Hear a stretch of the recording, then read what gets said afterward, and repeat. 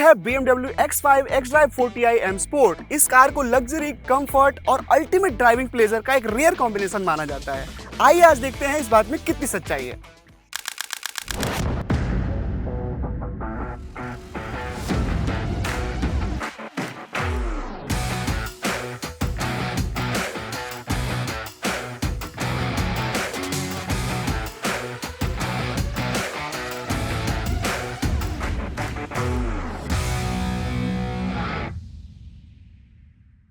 ये एसयूवीज का दौर चल रहा है, चाहे लग्जरी कार मैन्युफैक्चरर्स हो या फिर मास मार्केट कार मैन्युफैक्चरर्स, सबका ध्यान एसयूवीज पे ही है।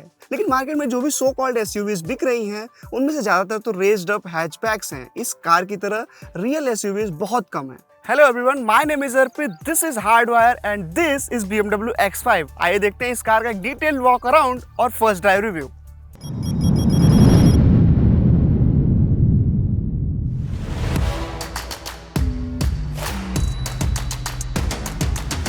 अगर आपको याद हो तो पुरानी BMW X5 में एक रिमोट की आया करता था जिसमें कि टच कंट्रोल्स होते थे।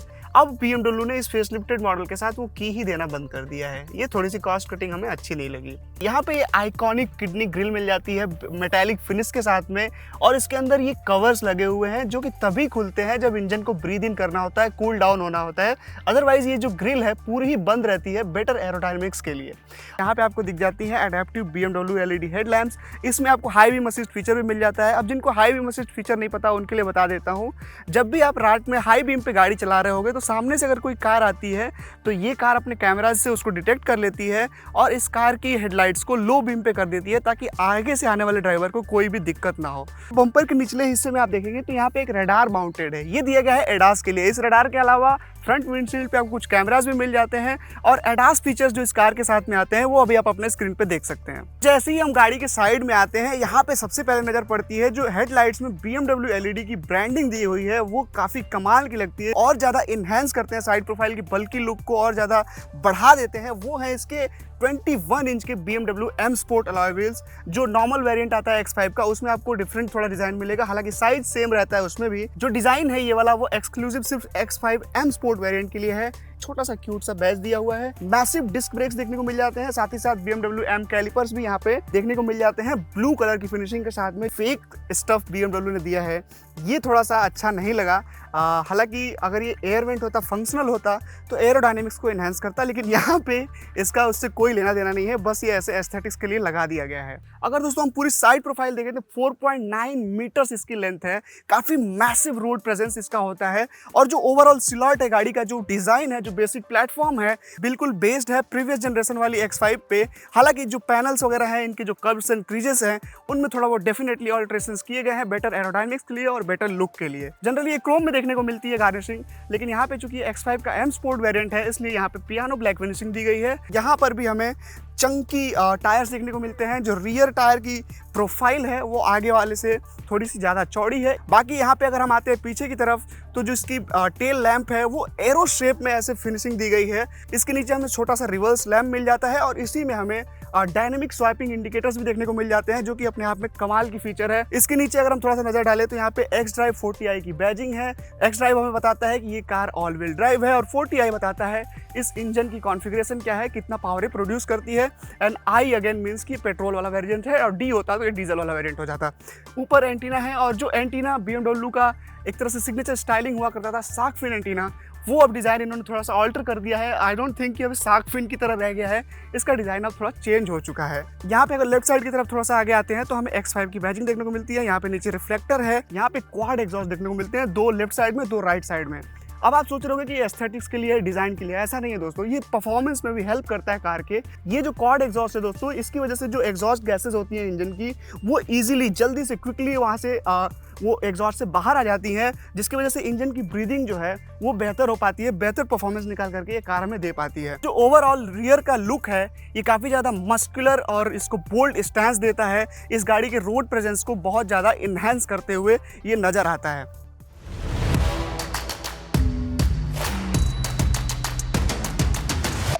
तो दोस्तों यहाँ पे सबसे पहले हम इन डोर पैड्स को देखते हैं। इनमें हमें बूट खोलने का बटन मिल जाता है, और भी हमको कंट्रोल करने का बटन मिल जाता है, और चारों ही विंडोज़ के लिए पावर बटन्स मिल जाता है, जो कि ऑटो अप ऑटो डाउन वाले चारों ही विंडोज़ हैं। ये काफ़ी अच्छा यहाँ पे लगा देख करके, और प्रीमियम कार है तो होना भी चाहिए, ये तो बेसिक सी बात है। और यहाँ पे सेंट्रल लॉकिंग का बटन है, लॉक अनलॉक करने के लिए कार को। मेमोरी सीट्स हैं ये, जो ड्राइवर और को पैसेंजर दोनों के लिए ही मेमोरी सीट्स आती हैं। तो यहाँ पे 2 सेटिंग्स है इसकी अवेलेबल, उसके लिए बटन दिया हुआ है। डोर्स में आप देखेंगे तो यहाँ पे वुडन ट्रिम भी देखने को मिल जाती है नीचे की तरफ। उसी के ठीक ऊपर एम्बिएंट लाइटिंग मिलती है, और ये अगेन मल्टीपल कलर्स में है। अभी मैं आपको आगे बताऊंगा कितने कलर ऑप्शंस हैं। और यहाँ पे हर्मन कार्डन का स्पीकर सिस्टम आता है, 16 स्पीकर्स वाला एक फैंटास्टिक साउंड सिस्टम दिया हुआ है। अगर सेंटर कंसोल की हम बात करें तो यहाँ पे भी wooden finish open pore wood दिया गया है, जिसमें ओपन पोर्स हैं, रफ एजेस हैं, टच करने पे आपको फील होता है, और काफ़ी प्रीमियम एंड एलिगेंट लुक देता है ये पूरे केबिन को। उसके नीचे एक ग्लॉसी पैनल है एम्बिएंट लाइट्स के साथ में, X5 की ब्रांडिंग है, और ये एसी के कंट्रोल्स हैं। और जो सेंटर एसी वेंट्स है ना यार, इनका क्या कमाल डिज़ाइन बनाया है। मतलब ऐसे अगर आप आराम से बैठ के देखोगे तो ये विजिबल भी नहीं होते हैं कि कहाँ पे हैं।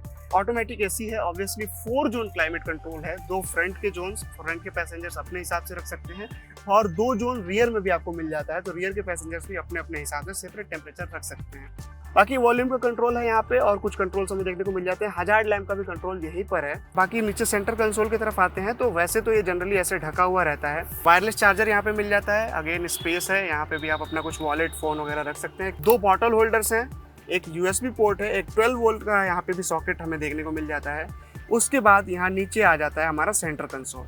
सेंटर कंसोल में media, home, map, telephone, navigation के लिए बटन्स है डेडिकेटेड, और उसके अलावा ये आई ड्राइव कंट्रोल यहाँ पे रिटेन करके रखा हुआ है BMW ने, जो कि काफ़ी एलिगेंट लगता है देखने में, और इसके अंदर से प्रिज्म वाला इफेक्ट आता रहता है, तो ये काफ़ी अच्छा लगता है। और इसको डायल को ऑपरेट करने में भी ना ये काफ़ी ज़्यादा बेहतरीन इसका फीडबैक है। जो इसकी क्लिक्स वगैरह हैं वो बहुत ही अच्छे से काम करती हैं, बिल्कुल ही फीडबैक जो है इसका वो बहुत बेहतरीन है। इसके नीचे भी 2 बटन्स हमें मिल जाते हैं, और इसके नीचे एक जो आप टॉगल देखेंगे, ये टॉगल हमें मिल जाता है एयर सस्पेंशन को एडजस्ट करने के लिए। जो सस्पेंशन है उसमें एडेप्टिव एयर सस्पेंशन आता है, और 80 mm तक का एडजस्टमेंट पॉसिबल है।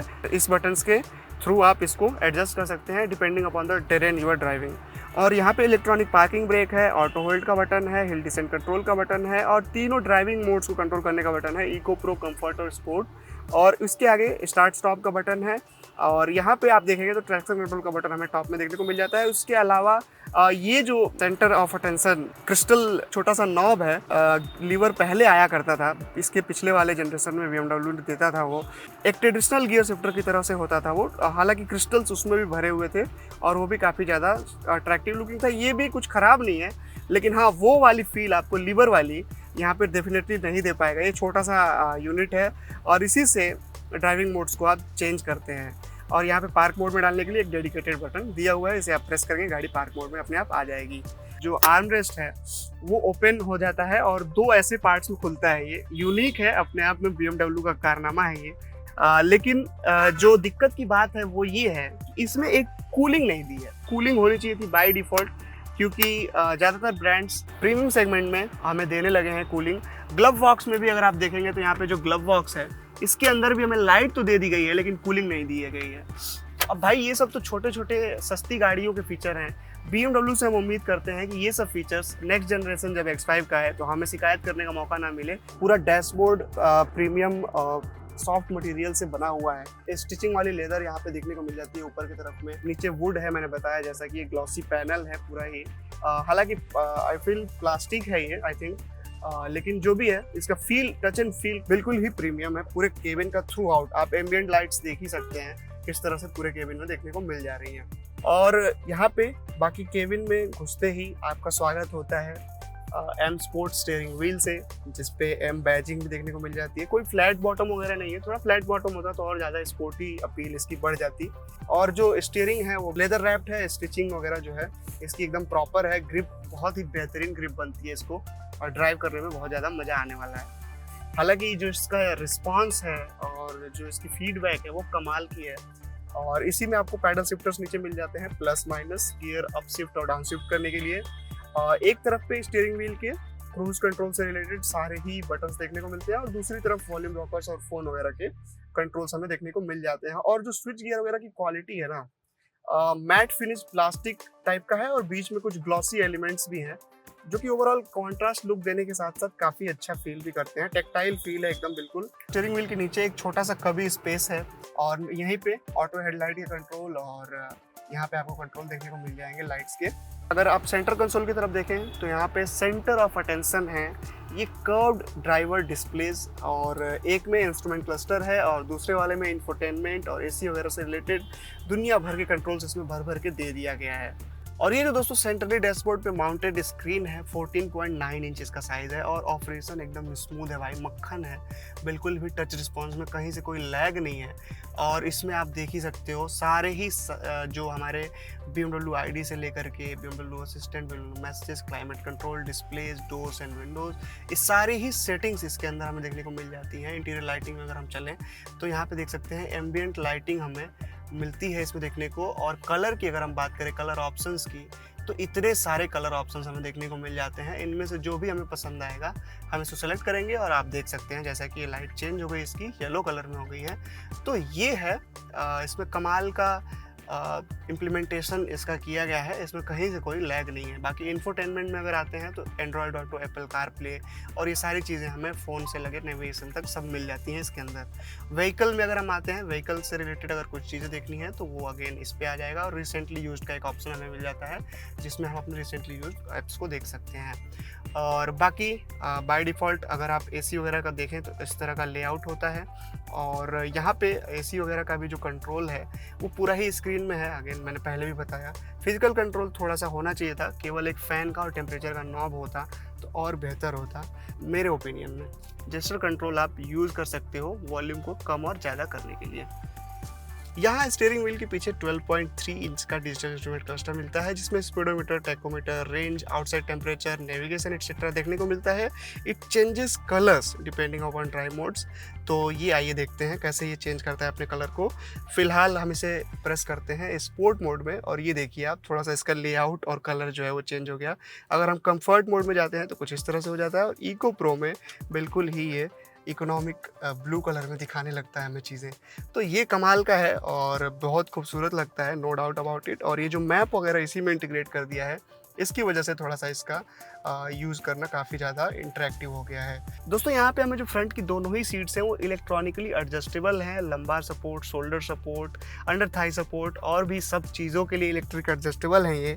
और इसमें दुनिया भर के सपोर्ट्स के साथ साथ ही आपको मिल जाता है हीटिंग और वेंटिलेशन का भी फंक्शन, जो कि सर्दी हो या गर्मी आपके कंफर्ट का पूरा ख्याल रखती है ये सीट। और बहुत ही ज़्यादा कंफर्टेबल है आई मस्ट से। इनमें बैठते ही आपको ये फील होता है कि चलो बस गाड़ी को चलाते हैं, इतना ज़्यादा आपको कंफर्ट और इस तरह का ये पोस्चर प्रोवाइड कर देती हैं, पूरा ग्रिप कर लेती हैं, आपको चारों तरफ से हग कर लेती हैं ताकि आप अपने ड्राइविंग पे फोकस्ड हो जाओ बिल्कुल ऐसे, और गाड़ी को लेकर के जहाँ भी जाना है निकल जाओ सीधे। और दोस्तों यहाँ पे इलेक्ट्रोक्रोमिक IRVM मिल जाता है। इसके बाद यहाँ पे लाइट्स हैं, इंडिविजुअली भी आप ऑन कर सकते हो और दोनों को एक साथ में भी जला सकते हो, काफ़ी ज़्यादा ब्राइट है आई मस्ट से। और इसके बाद से यहाँ पे हमें मिल जाता है फुल्ली इलेक्ट्रिक पैनोरामिक सनरूफ, जो कि अगेन आप देखोगे पूरे ही रूफ को यहाँ पे हम खोल करके और ग्लास एरिया दिखा सकते हैं। आप देखिए कितना बड़ा है ये और पूरे केबिन को एक्चुअली लाइट से भर देता है यार, ये इसकी कमाल की खासियत है। और एक मतलब इस पर टिंट भी दिया हुआ है, ऐसा नहीं है कि बिल्कुल ही ग्लास ही हो, मतलब कि ट्रांसपेरेंट ग्लास नहीं है, थोड़ा सा टिंट है। लेकिन हाँ, उतना भी टिंट नहीं है कि अब आप धूप में इसको चलाने लग जाओ, आपको शेड बंद करके रखना होगा most of the times. India है क्योंकि, और यहाँ पे भयंकर गर्मी होती है भाई। यहाँ पे अगर आप देखें तो जो सनसेट्स हैं इनमें मिरर के साथ साथ में लाइट दी हुई है, अगेन काफ़ी ज़्यादा अच्छे क्वालिटी के सनसेट्स भी हैं। दोस्तों ये है रियर कैबिनेट का डोर और इस पे भी सॉफ्ट टच लेदर पूरा लगा करके दिया गया है और डुअल टोन लेदर यहाँ पे देखने को मिल जाता है और थोड़े बहुत प्लास्टिक्स भी हैं। और जो विंडो के लिए और विंडो की बटन है वो यहाँ पे दी गई है। ऑटो अप डाउन भी है, वन टच अप डाउन है, बहुत अच्छा लगा देख करके। और यहाँ पे जो लीवर वगैरह है प्लास्टिक का ही है लेकिन काफ़ी अच्छी क्वालिटी का है। और यहाँ पे सनसेट भी देखने को मिलता है जिसे इस तरह से हम लगा सकते हैं। लेकिन यार इस प्राइस पॉइंट पे ये मैनुअल वाले रोलेबल सनसेट्स क्यों है, इलेक्ट्रिक क्यों नहीं है, ये सवाल मैं BMW से जरूर पूछना चाहूंगा। बाकी दोस्तों पीछे भी आपको एक बॉटल होल्डर देखने को मिल जाता है और बड़ा सा स्पेस भी है बॉटल होल्डर के अलावा। और बाकी यहाँ पे छोटा सा एक ग्रैब करने के लिए एरिया है और छोटा सा इसमें आप अपने टिश्यू वेशू या कुछ रैपर वगैरह यहाँ पे रख सकते हो। उतनी ही स्पेस है, बहुत ज़्यादा स्पेस नहीं है। अब आइए एक बार केबिन का कंफर्ट चेक करते हैं। बैठता हूँ मैं और ये जो सीट है ये मेरे ड्राइविंग पोजीशन के हिसाब से एडजस्ट है और 5'6" मेरी हाइट है, तो मेरे लिए आप देख सकते हैं यहाँ पे acres of leg room, knee room and under Thai support यहाँ पे बेहतरीन देखने को मिलता है मेरे लिए। अगर कोई टॉल पर्सन ड्राइव कर रहे होंगे तब यहाँ पे मामला थोड़ा अलग होगा, जो स्पेस है उसकी थोड़ी सी दिक्कत हो सकती है। और बाकी अगर कोई टॉल पैसेंजर यहाँ बैठते हैं तो उनको अंडर थाई सपोर्ट की दिक्कत हो सकती है थोड़ी सी। हालांकि मुझे पर्सनली कोई दिक्कत नहीं है क्योंकि मेरी हाइट उतनी ज़्यादा नहीं है। और ये है जो मैं बात कर रहा था 4 जोन क्लाइमेट कंट्रोल एसी, उसका रियर जोन यहाँ पे है, ऑटोमेटिक एसी है और 2 जोन्स अलग अलग लेफ्ट और राइट पैसेंजर के लिए मिल जाते हैं। सेंटर पैसेंजर को काम चलाना होगा, एक बार सेंटर में बैठ के देखते हैं। जो लेफ्ट और राइट की सीट्स हैं वो काफ़ी ज़्यादा कंफर्टेबल है, हालांकि एक बेंच सीट है यहाँ पे, लेकिन जो लेफ्ट और राइट के साइड में कुशनिंग है वो बहुत ज़्यादा कंफर्टेबल है compare to the centre part. ये थोड़ा सा हार्ड यहाँ पे मटेरियल है। और ये जो रिक्लाइन एंगल है, ये रिक्लाइन नहीं होती सीट पहले तो, एक ये कमी लगी मुझे यहाँ पे। देखिए मैं रिक्लाइन करने की कोशिश करता हूँ, आगे आ सकती है लेकिन इसके पीछे नहीं जाएगी, तो ये रिक्लाइन नहीं होती है। और सेंटर में जो है थोड़ा सा यहाँ पे बहुत ही मामूली सा हम तो कोई हिंड्रेंस नहीं पैदा करेगा, लेकिन जो यहाँ पे ये इसका कंफर्ट होने वाला है वो बहुत ज़्यादा कंफर्टेबल नहीं रहता है। और बाकी अगर बात करें तो स्पेस इतना वाइड है कि इसमें मेरे जैसे 3 लोग आराम से बैठ सकते हैं, कोई दिक्कत नहीं होगी। तो यानी कि प्रॉपर 5 सीटर एसयूवी ये गाड़ी है, इसमें कहीं से कोई डाउट नहीं है। और दोस्तों सीट पे आइसोफिक्स चाइल्ड सीट्स माउंट्स भी मिल जाते हैं, तो सेफ्टी का भरपूर ध्यान रखा गया है। और सेफ्टी से मुझे याद आया दोस्तों, यहाँ पे आप स्क्रीन पे इस गाड़ी के सारे सेफ्टी फीचर्स देख सकते हैं। ABS, EBD, ADAS से लगाए हर एक चीज इस गाड़ी में, सारे ही सेफ्टी फीचर्स हमें देखने को मिल जाते हैं। तो यहाँ पे सेफ्टी से कोई कॉम्प्रोमाइज नहीं है। यूरो NCAP ने इस गाड़ी को 5 स्टार रेटिंग भी दी है, तो अब क्या ही लोगे, इतनी ज्यादा सेफ्टी है, भरपूर है भाई, चलाओ बिंदास, कोई दिक्कत आने वाली नहीं है। और अगर इन सीट्स की बात करें तो यहाँ पे देखो आपको यहाँ पे स्क्रीन माउंट मिल जाता है एक Type-C पोर्ट के साथ में, जो कि आप चार्जिंग के लिए भी यूज कर सकते हो। और अगर चार्जिंग के लिए तो यहाँ पे भी आपको नीचे अगर आप देखें तो सेंटर जो AC है उसके नीचे 2 Type-C पोर्ट्स मिल जाते हैं और एक सॉकेट भी मिल जाता है, और यहाँ से भी आप यूज कर सकते हो। हालांकि टैबलेट माउंट वगैरह जो स्क्रीन लोग माउंट कराते हैं फैंसी और इंटीरियर में जिनको चाहिए होता है उनके लिए यहाँ पे दिया हुआ है। और पूरा हार्ड प्लास्टिक है ये, तो स्क्रैचेस वगैरह नहीं आएंगे और बिल्ड क्वालिटी इसकी रोबस्ट है। अगेन यहाँ पे मैगजीन होल्डर दिया हुआ है, तो अगर आप शौकीन हैं मैगजीन वगैरह पढ़ने के, न्यूज़पेपर पढ़ने के, तो उसके लिए है, यहाँ पे आप यूज कर सकते हैं। बाकी स्पेस इंग्रेस एग्रेस कोई बहुत दिक्कत वाली बात नहीं है, थोड़ा सा ऊंचा जरूर है लेकिन इंग्रेस एग्रेस में उतनी दिक्कत नहीं होती है, आप आराम से ऐसे उतर सकते हो, हमारे हाइट के हो तो भी कोई दिक्कत नहीं होने वाली है। दोस्तों कार के अगर रियर प्रोफाइल को हम देखें तो यहाँ पे इसका सबसे कूल फीचर है स्प्लिट टेल गेट का। ये देखिए, इसको मैंने प्रेस किया और ये खुल गया। अभी रुके रहिए दोस्तों, यहाँ देखिए आप, ये जो पार्ट है ये सेपरेटली खुलता है। अब ये 2 पार्ट में खुलता है, सिर्फ इसे कूल दिखने के लिए नहीं खुलता है। इस पे आप ऐसे बैठ सकते हैं, कहीं पिकनिक वगैरह में गए हैं तो आप और आपके दोस्त यहाँ पे बैठ भी सकते हैं। बहुत मजबूत होता है ये, और ये आपका सामान इजीली लोड हो सके केबिन में, इसके लिए ऐसा भी उन्होंने डिजाइन किया हुआ है, इसको स्प्लिट कर दिया है टेल गेट को, तो ये काफी कमाल का फीचर है। दोस्तों यहाँ पे बूट स्पेस मिल जाता है 650 लीटर्स का, और अगर हम मिडिल सीट्स को फोल्ड कर दें 80-70 लीटर्स तक का बूट स्पेस क्रिएट किया जा सकता है। 40-20-40 में आप देख ही सकते हैं, वहाँ पे ये स्प्लिट सीट्स हैं और ये रोल बैक हो जाती है ताकि बड़ा सा स्पेस क्रिएट हो सके, और ऑलमोस्ट आई गेस फ्लैट ही यहाँ पे वो स्पेस क्रिएट हो जाता है ताकि आप अपना सामान रख सकें। और ये जो है यहाँ पे एक पार्सल ट्रे भी देखने को मिल जाती है, तो अगर आपको कुछ सामान छोटा मोटा इसके ऊपर रख करके ले जाना है तो वो आप 2 सेक्शंस में डिवाइड कर सकते हैं बूट को, और वो काम भी आप आसानी से कर सकते हैं। और यहाँ पे अगर आप देखें तो बूट में अंदर की तरफ लाइट्स जरूर दी गई है, और उसके साथ ही साथ ये हुक्स दिए हुए हैं ताकि अगर कुछ आपको सामान ऐसा है जो आपको माउंट करना है, रस्सियों से बांधना है बंदी कोड वगैरह से, तो वो आप कर सकते हैं। और नीचे यहाँ पे हाइड्रोलिक स्टड्स के साथ में स्पेयर व्हील हमें नीचे देखने को मिल जाता है, और जिसकी साइज की अगर हम बात करें तो ये 19 इंचेस हैं, स्पेस सेवर टायर है अगेन, और स्टील व्हील के साथ में है, तो ये है। और इसके साथ में हमें इसका जैक वगैरह देखने को मिल जाता है, जो भी इसके टूल हैं। टोइंग हुक भी यहाँ पे नीचे की तरफ में हमें देखने को मिल जाती है, और फर्स्ट एड किट भी वहाँ कोने में रखा गया है, जिसके लिए ऊपर प्लस का सिंबल भी बना हुआ है ताकि इजीली कोई ऐसी सिचुएशन आती है तो उसे आप फाइंड कर सकें।